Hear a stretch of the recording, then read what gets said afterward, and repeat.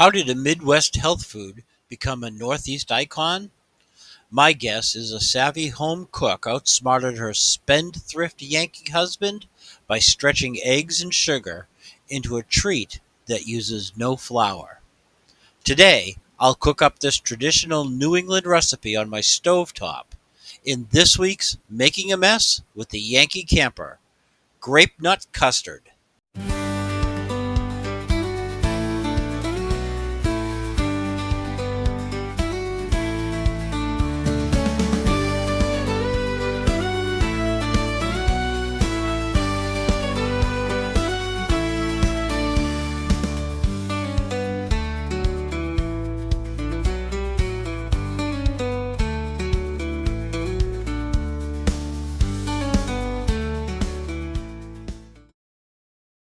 Let's assemble the ingredients for Grape-Nut Custard. I'm going to be making this for my breakfast, so this is a larger amount. If you prefer to make it as a dessert, you can either split the recipe after making it into two separate containers, or you can halve the recipe. The first thing we'll need is a quarter of a cup of grape nuts or a similar cereal, but don't use the flakes, they won't work in this recipe. I've placed those grape nuts into a small covered bowl, and I'm just going to place that bowl right into my bag. Next, I'll need 12 ounces of evaporated milk. I combine 4 tablespoons of egg crystals, that equals 2 whole eggs, a half a teaspoon of butter granules, a generous dash of nutmeg, and a generous dash of ground cinnamon. Combine all of those into a Loctite plastic bag and just slip those into your paper bag.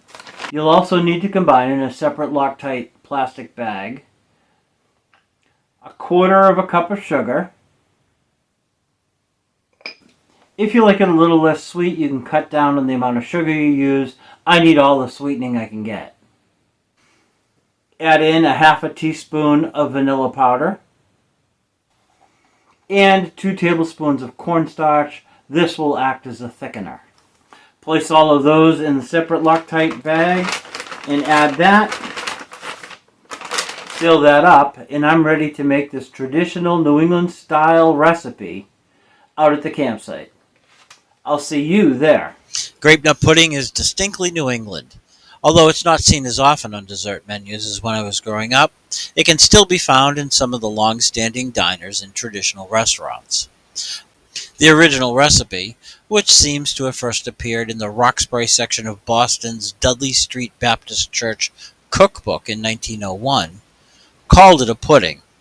But I did a little research, and it's actually more of a custard because of the eggs.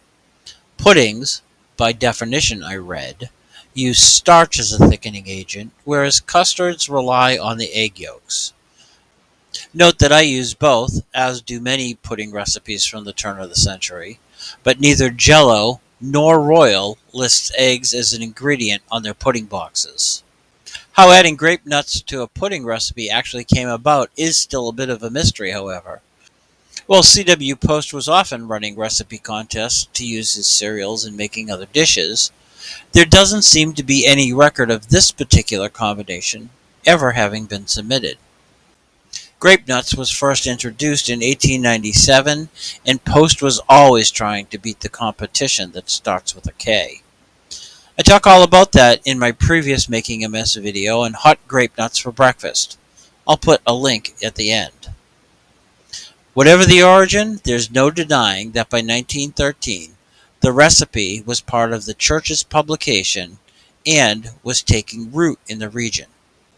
After World War I, it started to appear on menus as a dessert throughout the New England area, but still had not gained national recognition.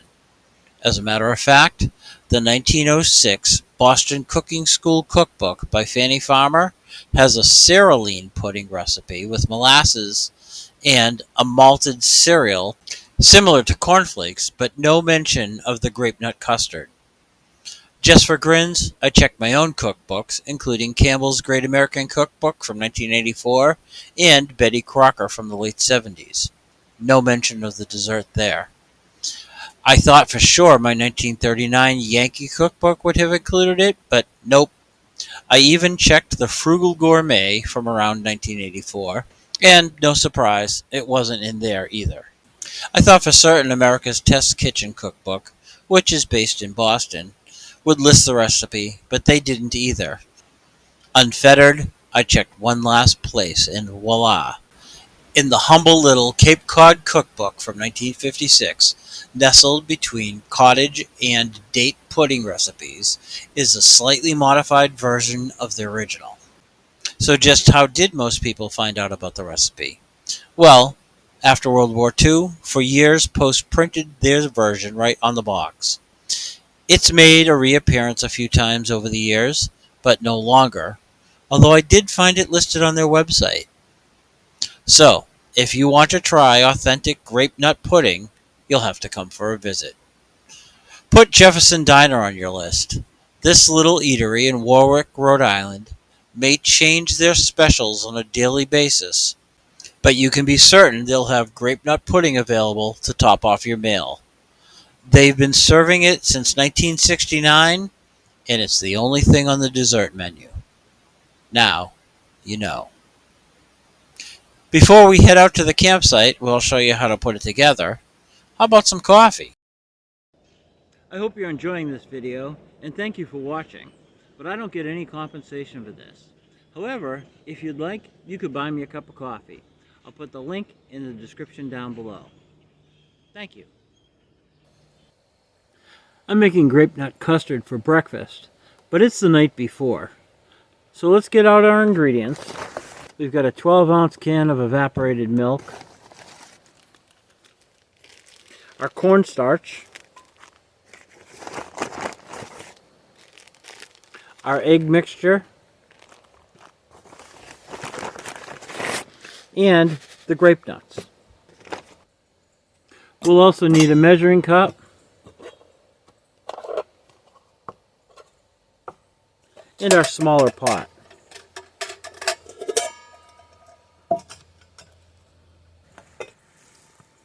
So I'm just going to place those aside for the moment. We're going to start with the evaporated milk. Give that a good shake. You don't know how long it's been sitting on the shelf in the store and it's been sitting in your kit. Open the grape nuts using your church key. Open the evaporated milk. Just pour that over the grape nuts, just enough to cover it, like so. Set those aside and let those grape nuts start to absorb the milk.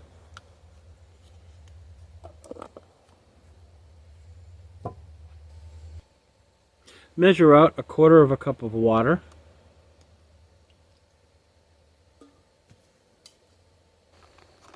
Open up the egg mixture and pour those contents right into the water.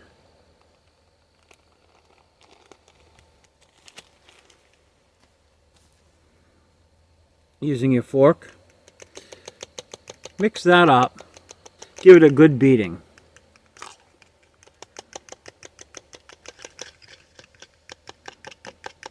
You'll want to make sure you get all of the egg crystals covered so that there's no dry ingredients left. Once you've got those well mixed, just set the egg mixture aside as well. Next, take your pan and pour the remaining milk into the pan.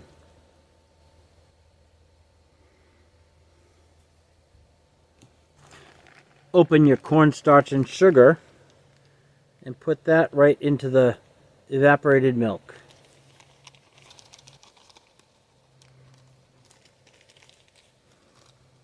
Mix that in with your spoon.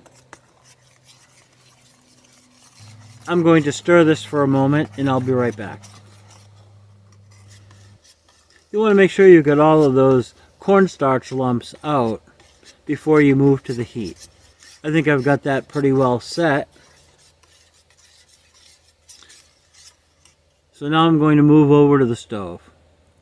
While I do that inside the screen tent, Move over to the campfire, and I'll tell you a story. We tell stories to make sense of the world. I've recently learned of a Cape Cod legend about a Native American sachem's daughter, an Indian princess, if you will, and the creation of a lake. If you'll indulge me for a bit, I'll tell you how it fits with grape-nut pudding. The story comes from the Nobscussets. Off Route 6A in Dennis is a small, fish-shaped kettle pond named Scargo. There's some minor variations in the telling of the story, but most often repeated is that the leader of the people had a beautiful daughter named Scargo, who fell in love with a warrior from another tribe. The young brave had to go off Cape to fight, but gave the princess a hollowed pumpkin with 3 small fish, promising to return before they were fully grown. Time passed and the fish continued to get larger, outgrowing the orange gourd. So the maiden dug a hole and filled it with water to keep them.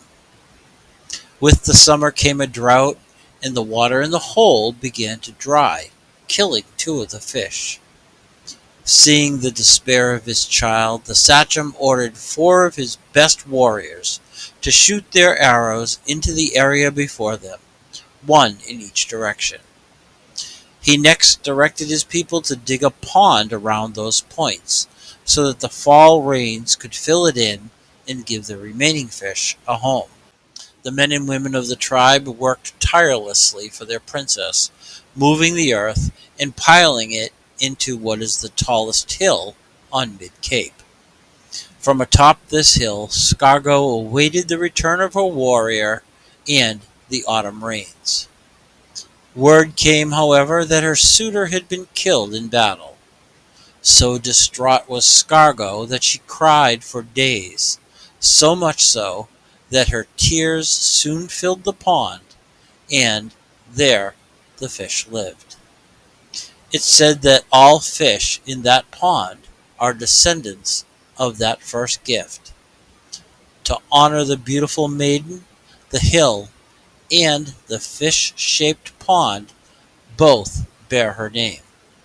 A nice story, you say, but how does it relate to the custard? A fair question. In researching the best grape-nut pudding in New England, I came across a restaurant in Dennis, Mass. that claims to be one of the best for their version. The owners of the restaurant grew up learning the story of Scargo and named that dining establishment on Cape Cod for the Nobscusset princess. Now you know. I think it's time for breakfast. Light the stove and set that to medium low. And continually stir the milk until it comes up to a temperature where it starts to bubble along the edges. That'll take about 5 minutes or so.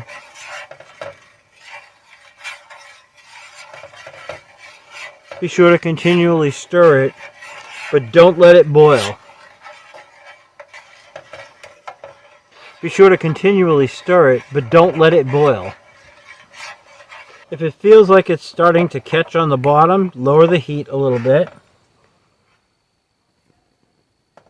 But not too much so that it goes out. That's starting to thicken. So I'm just going to shut off the heat. Let it sit for a moment.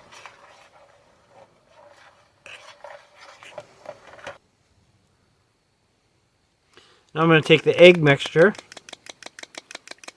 Make sure that's well whisked. And I'm just going to stir that right into the pot.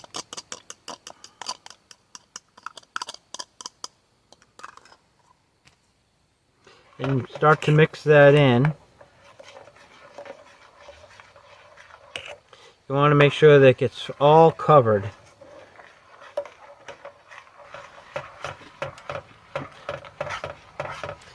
Once that's fully mixed in, go ahead and relight the stove. Turn that down to low, and you're just going to wait for it to get nice and thick. That's actually looking pretty good.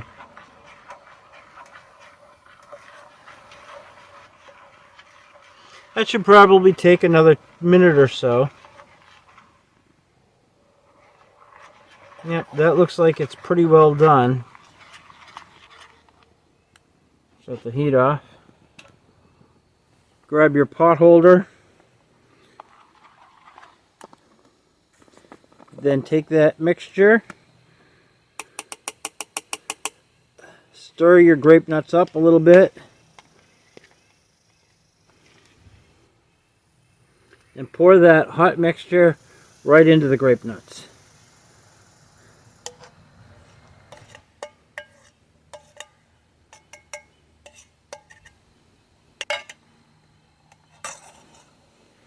That custard has had time to cool off a little bit. We're going to just put the cover on.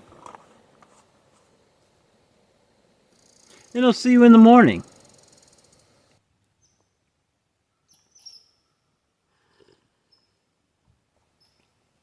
It's cool out here this morning. It's 45 degrees when I got up, so I broke out the plaid jacket. But as you can see, the Grape-Nut Custard has a nice bottom layer, and it's filled up. Let's open it up and see what it looks like. Now expect there'll be a little bit of moisture in here. That's not too bad. Now you can see that's thickened up. I don't want to get too, but that is made a very nice custard out of that. I'll give it a try. Oh, that's very good. So I'm going to sit by the fire over there. I'm going to eat my Grape-Nut Custard for breakfast.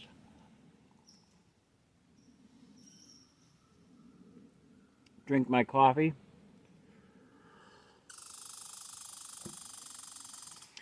Then I'll clean up my mess.